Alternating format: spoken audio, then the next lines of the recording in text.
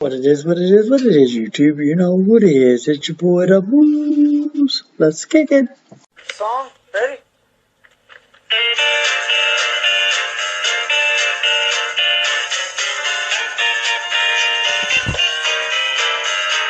The stars are light, are big and bright, deep in the heart of Texas. Okay, that worked. Okay, let's see it.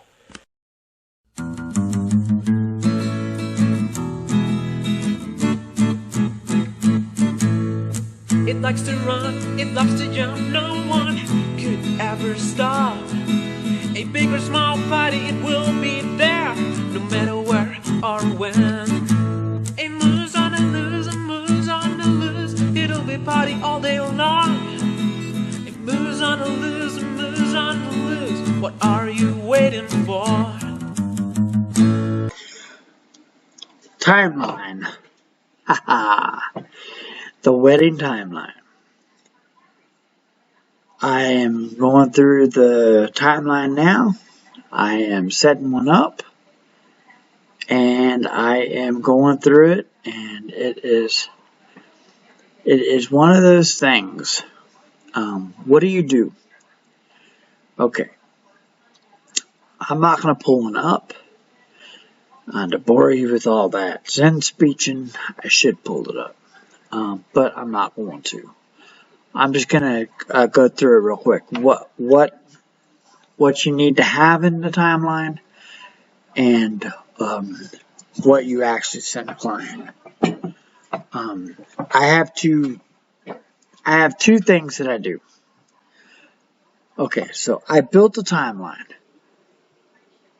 and the timeline is like, it goes through everything. It goes through all the reception. It doesn't go through any of the ceremony. It doesn't touch the ceremony. But what I do is I send this list. This is what I send. I send wedding songs and bridal party intros. And then at the top of the page, I will put the wedding of, and then I'll have an underline, and then it'll say the bride, and then the groom's first and last name. And then what I do is I'll go through everything, and I'll set it up. This is how it's set up. It's pre-ceremony list for songs. That's the first. And then it's the bridal walk down the aisle. Okay, the bridal walk down the aisle. Now, a lot of people, I have noticed this, that when between, usually it's the last song on, this is basically they pick a song and I just throw it in for everybody else besides the bride. And usually then the bride will come in after the procession. After all the procession hits, they'll give me the cue. The flower girl will walk down the aisle. The flower girl walks down the aisle. They give me the cue of hit it. I'll hit the song. Now what I do is sometimes there's like that gap in the song. I edit that gap. I take that gap out. So right when they tell me to hit it, they're walking out to the song, they're walking out dead air. And that's a pro tip. Don't ever let your bride walk out on dead air. Everybody stands up and they're looking at the bride. So at that time, you do not need that dead air. You need that song. So that's what I'm going to suggest. If you do have a song, which there are a lot of them, get the dead air out. Take the dead air out and hit it right when the music drops. And some songs are quiet, and sometimes are loud. So you need to make sure that you focus right where that music drops. And then you're going to make sure you get the song that they leave with. And then if any, you're going to play a procession of songs. Usually, they just want that walkout song and they're done. But sometimes I've gotten a list, like 4 or 5 songs that they want played after, while the people leave to go to wherever they're going to go to. But in this case, this wedding that I got now, none of this is going to take effect for me because I'm just doing the reception. Look at me. I get to do the best part of the wedding. I love the reception. The ceremonies are okay. So when they're in the same space now, I do got a wedding that I am going to be doing everything. There's no big deal. That's going to be in November and December. I haven't went over the timeline with December's yet. But like I said, the year is going to fly. I'm filling up quickly. Really quickly. I pretty much, as I speak, I'm booking. So, yeah, I'm booking big time. That's why I haven't been on YouTube. I've been booking. That's why I haven't made so many videos lately, because I've been booking. I've been trying to book. I've been trying to go over the formalities of this wedding. It takes a lot. Yeah, it takes a lot to build stuff for a wedding, especially when you want to do it right. Cocktail hour. No cocktail hour. They're Christians. They don't drink. Nope. Bridal party entrance song. I haven't got that yet, but I'm working on that. The bridal party names of proper introductions. If there are names on that list that you're not familiar with, you need to get with whomever you're talking with. For specifically, it doesn't work out like this, but sometimes. But you want to get with the bride or the groom or somebody to get over the proper names. Now, I am gonna do one consultation over the phone. I will call this client one more time, and I will go over I will go and walk through the wedding with them and be done. So, yes, and that'll be in the next couple of weeks. I give them one call. It's all been text message. I did talk to the client once on the phone, but I'll talk one more time after to settle it all, to get the dust cover off. How the bride and groom want to be introduced. That's a big one, because some of them don't want to be called Mr. and Mrs. Yeah. I've had one instance the bride didn't want to take the groom's last name, but that's sometimes it happens. Parents, first and last name of bride and groom introductions. So what you're going to do is you're going to make sure that you have the parents' names of both parties, of the brides and grooms, because you're going to introduce them. They're supposed to be properly introduced to the people. So I usually put them in that procession before I announce the bride. And so then after all this is done, the next thing I do is I introduce the couple. The couple gets introduced, their song, and they come out. What I try to convince the couple to do, this is Texas, so everything's backwards. 95% of the clients don't want to do the first dance then. They want to wait. But what I try to get them to understand is that the bride and groom of today is that the people don't want to stay till after dinner. Some people want to cut. They want to cut mustard and leave. So if you can get the bride and groom to actually do the first dance before dinner, they're going to have a better turnout than after dinner, because a lot of people will eat and leave, and they don't stay for the party after, because a lot of them don't want to deal with what happens after, which is a lot of people getting drunk and dancing and all that other stuff. So that is one of those things. They don't want to stick around. So then after that, we're going to have the bride and son dance instead of the father-daughter dance, which is a little different, but it's okay. This is, I had the bride and the brother dancing the last time, so it's just a little different. I mean, it's not the same as in typicals. And then you're going to have the mother-son dance. Okay, the mother-son dance is basically the groom and the mother. And then we're going to have the mother-daughter dance, which is pretty cool, which is the bride. Or, I don't know the formalities of this yet. That's why you're going to have one more phone consultation, so I can walk through the wedding with them real quickly. It take about 30 minutes to do the final phone consult. And then, because I want to make sure I get everything correct and everything done, even though that I'm talking back and forth over the text, I have to have one phone call at least. And then we're going to go over the groom and the new daughter, which is cool. She's going to be dancing if it's her. She's going to dance 3 times. And then we're going to have the daughter dance. And they put not sure what songs to play. So the next thing that I have set are the 5 songs. The 5 songs are the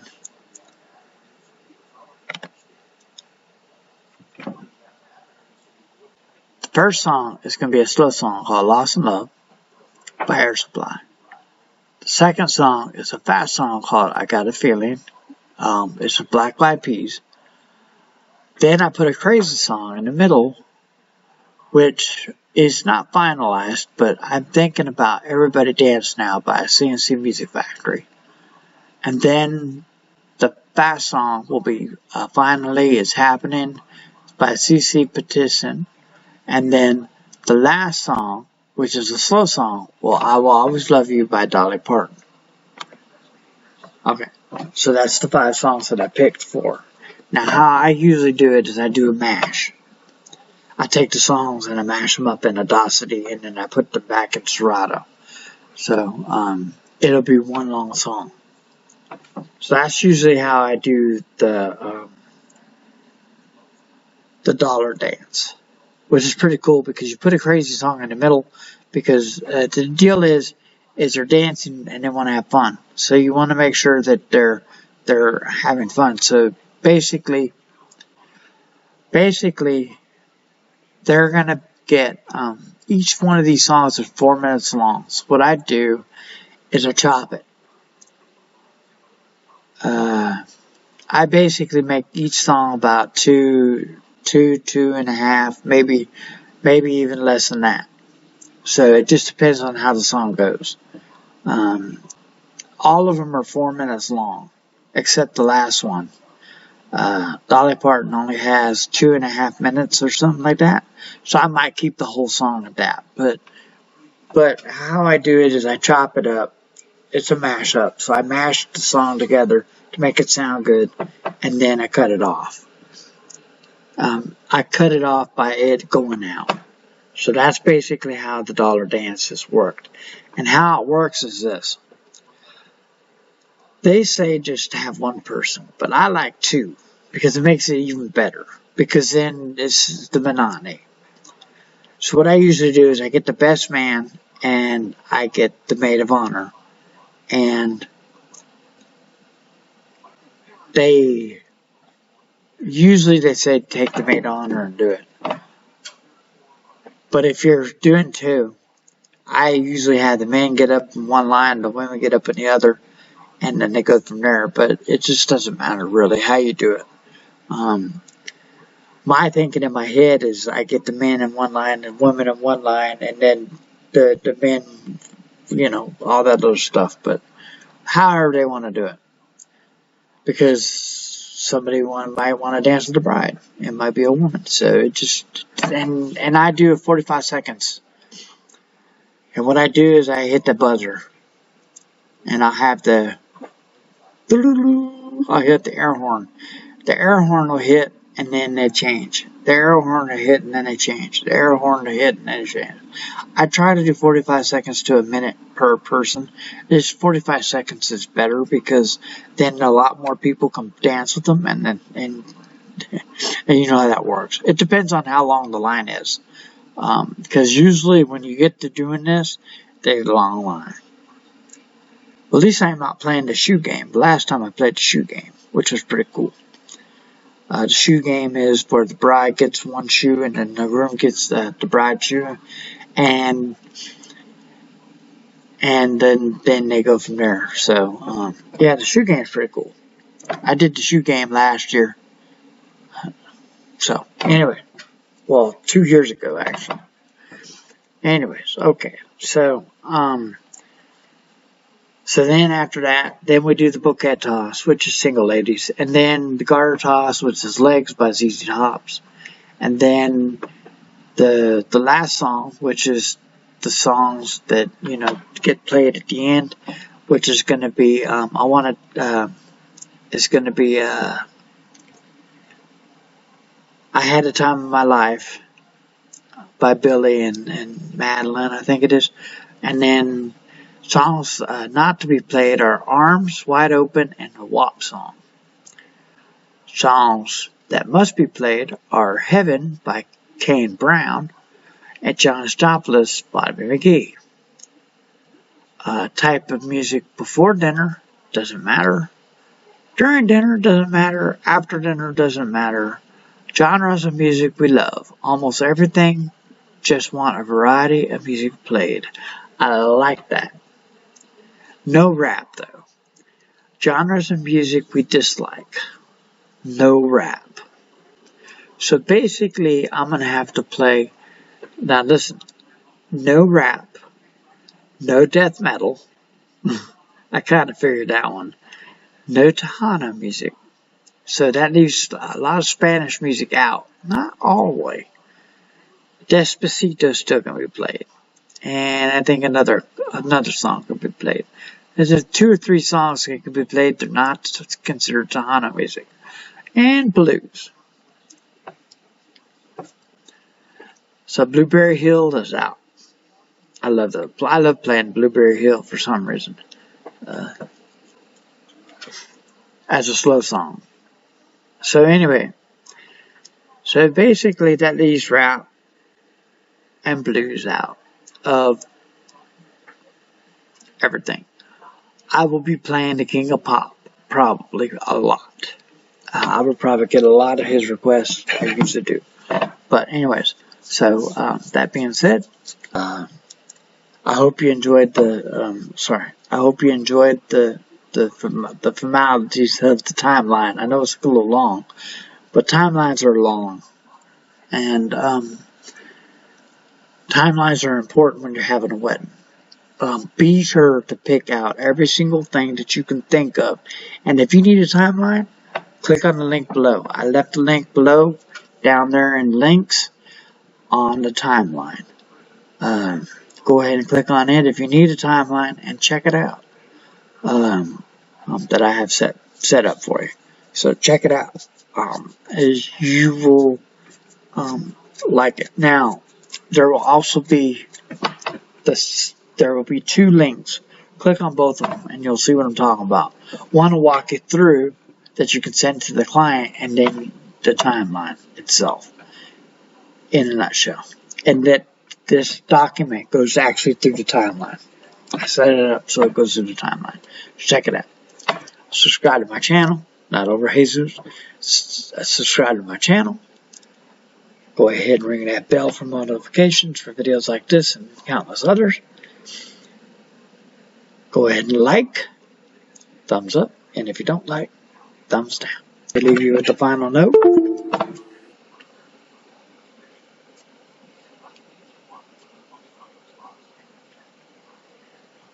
And the final note says this.